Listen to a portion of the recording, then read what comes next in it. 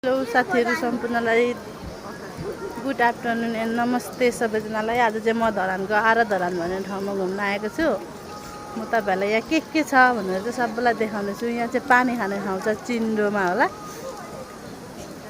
अनि धरानहरूको साम्पाङको एरिया हो नि त, त्यही भएर यहाँको घुम्ने ठाउँको चाहिँ मूल्य रसिद पनि कति धेरै सस्तो, कति धेरै ठाउँ घुम्ने ठाउँ, त्यसमा कति धेरै खुसी भएको फिल भयो मलाई चाहिँ। अरू ठाउँ चाहिँ एकदम धेरै महँगो रसिद दिन्छ नि त, 300-400 दिन्छ यतिको ठाउँमा। यहाँ चाहिँ तपाईँलाई भन्नुहुन्छ नि 30 रुपियाँ र 20 रुपियाँमा संसार घुम्न सक्नुहुन्छ तपाईँहरू। यहाँ चाहिँ माछा पोखरी पनि रहेछ। अनि तपाईँहरूलाई म सेलरोटी देखाइदिन्छु। सेलरोटी खानुहुन्छ नि आउनुहोस्। यहाँ हाम्रो शेर्पा दाइले सेलरोटी बोकेर शेर्पा दिदीले चाहिँ सेलरोटी बोकेर बसिराख्नु भएको रहेछ। सेलरोटी लिनु न, ल्याऊ ल्याऊ। बाउ माग त, भाइ माग त, आन्टी सेलरोटी दिनु भन न। भाइले चाहिँ एकदम भिड छ है आज चाहिँ।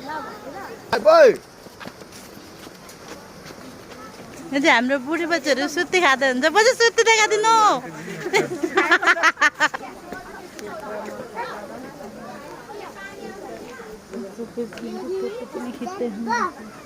Ready start go. हाम्रो पुरानो घर। यहाँ चाहिँ भरिया दाई हुनुहुन्छ है। हली दाई हुनुहुन्छ। यहाँ हली दाईको पिक्चर कस्तो राम्रो। यहाँ चाहिँ हाम्रो च्याब्रो। हाम्रो टोलीहरू चाहिँ कति